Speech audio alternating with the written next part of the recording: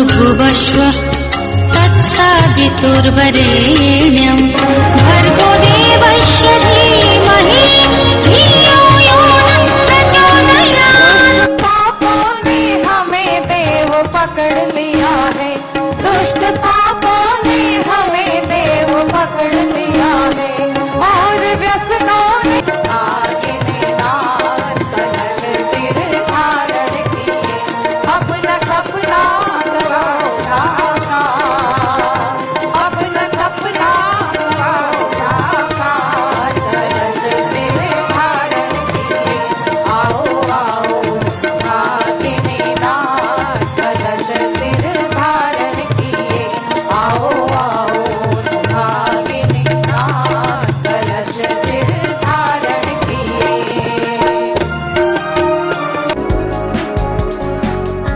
बड़ा ही अनुपम, अलौकिक और अलभ्य अवसर है।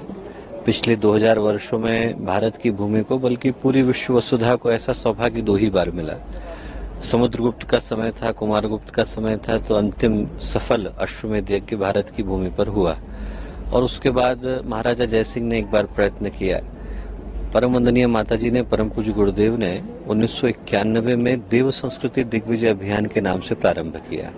और करने के पीछे का उद्देश्य एक ही था कि जो अश्वमेध का मूल उद्देश्य है, मूल उद्देश्य यही है कि राष्ट्र को संगठित, सशक्त, समर्थ और संस्कारित कैसे बनाया जाए।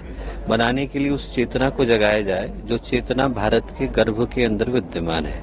उन बीजों को अंकुरण देने के लिए उस चेतना को हमारे देव कलश आए, बड़े भाग्य हमारे, तृप्त हुए नयन किए दर्श तुम्हारे, तृप्त हुए नयन किए दर्श तुम्हारे।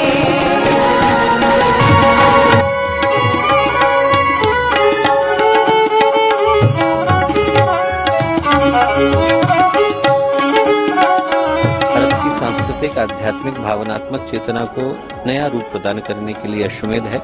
और एक लंबी श्रृंखला में 47वां यज्ञ है। 1991 से यात्रा प्रारंभ हुई। परम वंदनीय माताजी, परम पूज्य गुरुदेव ने इसको प्रज्वलित किया।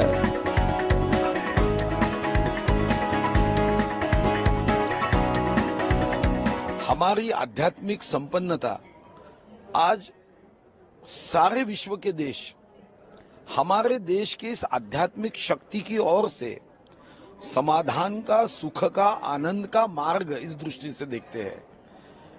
डर सिर्फ इतना है कि ये संस्कार, अध्यात्म हमारे पास है, विचार हमारे पास है।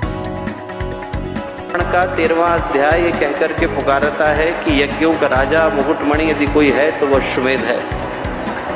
ये कहकर के पुकारता है कि राष्ट्र को जगाने का श्रेय यदि किसी एक यज्ञ को जाता है, राष्ट्रम व अश्वमेधः परावा एष सिच्यते, और किसी के अंदर ये सामर्थ्य नहीं, दुर्बल के हाथ में ये सामर्थ्य नहीं कि वो पूरे राष्ट्र को जगा सके।